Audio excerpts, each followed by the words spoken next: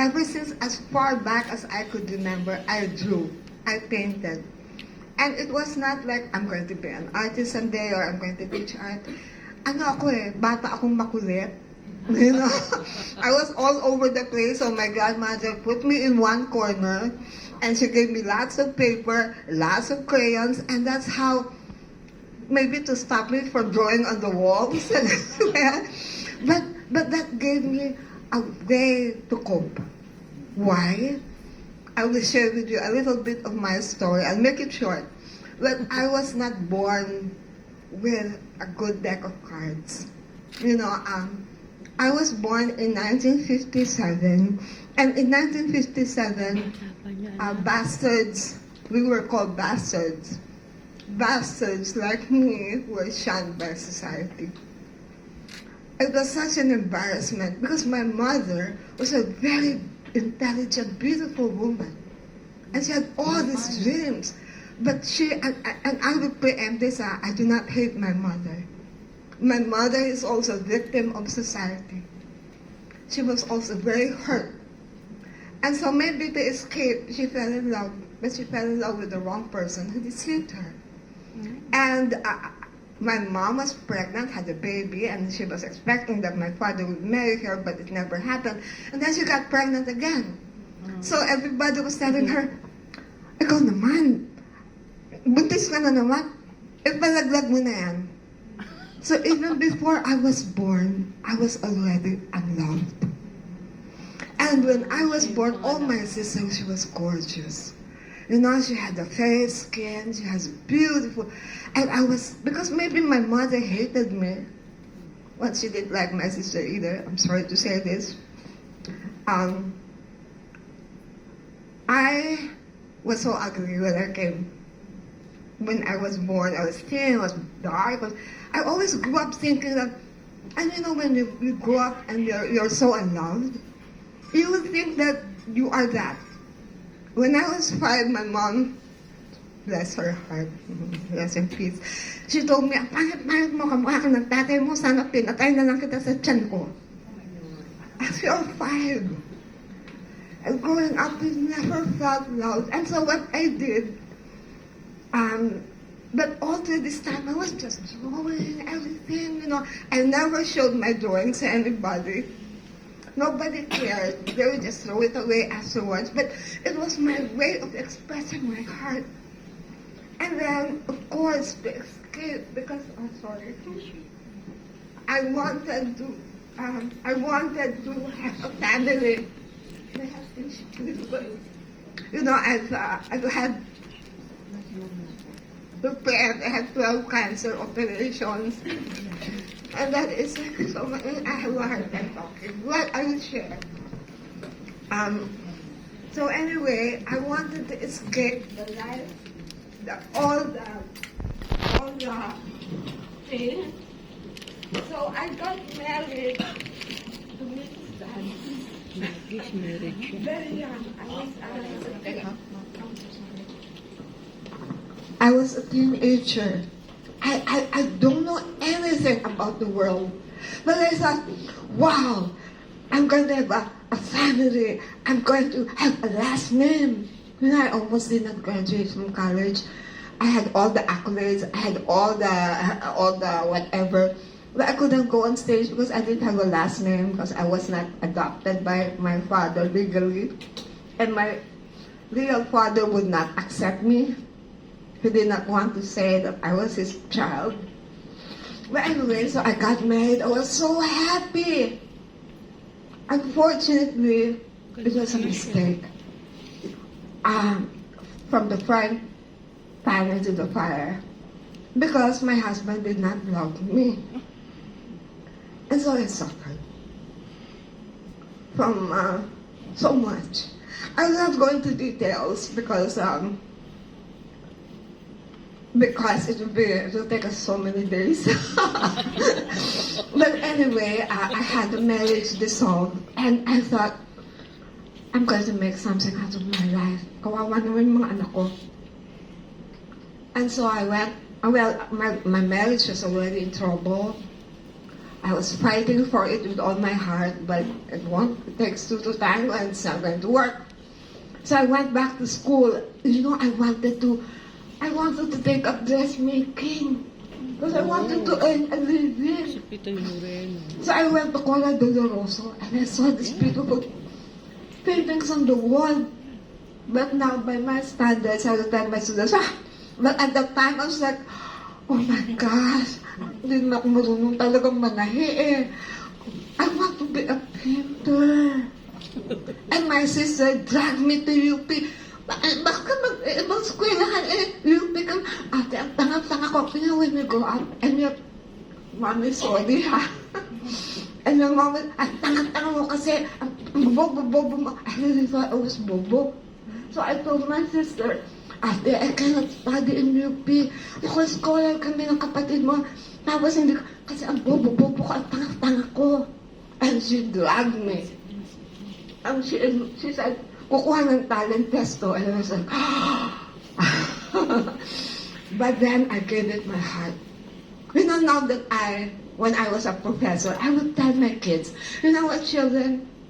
There are 3 things they teach you about art, Puman. They would say, drawing skills, composition and design, and use of color. But they're missing one thing. And art students, remember this. It's your heart. Whatever it is, give it your heart. Be true to yourselves. And I mean, if you look through the history of my paint work, they're all realistic. Because it was my way. I'm so fortunate. I'm an artist. Thank God I could cry without having to shed tears. I never learned. Because after that marriage dissolved, I went to the States. I wanted to give a better future to my children. And I fell in love, I thought, with somebody I respected so much because he was very, very good, intelligent, with formalism, and we talked a lot, went to college, and I misconstrued that for love. And he asked me to marry him, and I married him. And I forced myself on being married to him for 26 years. But he demonized me. You know, when we grow up feeling hated and ugly and unloved, that's what's familiar to you. And you inadvertently choose people who are the same way. They may be nice people, but they're not nice to me. Maybe I bought it by myself. Maybe I thought I was never good enough. And so my husband was a very intelligent man. He was very artistic, but he sort of, I think, envied me because I was the one in the art scene, although I was trying to push his profession. Remember Simon? And he wanted to teach, and I was the professor. So he said, "You're stupid. How can these people believe in you? You can't even draw to save your life." Being stupid is always being embedded in my heart. But you know what? There's something that saved me. One of these things is that my decision to survive. Sabi ko, I will prove everybody wrong. You wanted me dead before I was born. I will make it a point to deserve to be on this earth. And I will make myself useful. And I will serve. And this is how I can serve best to teach. But anyway, when I turned 50, sabi ko, no, ayoko na, I don't want to be hurt anymore. Bahala na. I'm going to live, love, and laugh. So, I enrolled in belly dancing, I enrolled in kickboxing, and yes, I took a voice lessons, Banawi. And I was enjoying my life, and then cancer struck. Yes. And it was like, what? I went to the doctor, and she says, I said, oh, I don't like chemotherapy. I'm going to go. I said, I'll be honest with you. You're a very sick girl. If you don't listen to your doctors, you have 3 months to live. I was like hit by a brick wall. 3 months? What the heck? What's going on? You mean I will cease to exist in 3 months? Dear family, Ateneo family, that was in 1910. I'm sorry, 2010. Sabi mo yun natin. Kapala ako pinapanganak noon.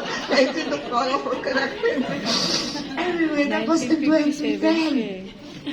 You know what? I made a decision. I will not die. And I just had this diary and I was just crying and painting and reciting poetry and I was dancing and I was doing everything. And then I smiled. Mabubuhay ako. Kaya ko ito. Naalala niyo sa miss. No, talagang... And then I just painted everything from my heart. Through the pain. Alam niyo, may I stand up? Bibilisan ko na. I was teaching. My husband was going inside my classroom. He would interrupt. And I was saying, Mr. Lance, hold on. Please, kasi ano I'm trying to teach. Just, why you don't want your students to know that you're stupid? In front of my students, I would go, oh, Mr. Lance, there you go again, cheating. Okay, girls, listen to me. You know, I tried coping everything. But my art saved me. My love saved me. My love for life. I would always tell myself, even in the midst of suffering, oh boy, I will not tell you how I suffered, but so much.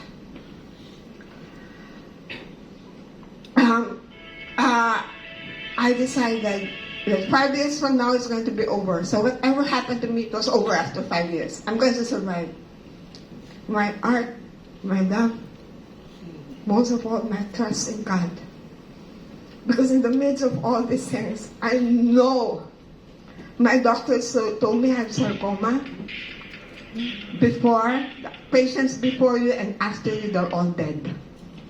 Because sarcoma patients, the maximum is 5 years. I've been around for 14 years. Thank God. Thank God for art. Thank God for love. Thank God for God. Thank God for you. And thank you for listening to my little story. Thank you.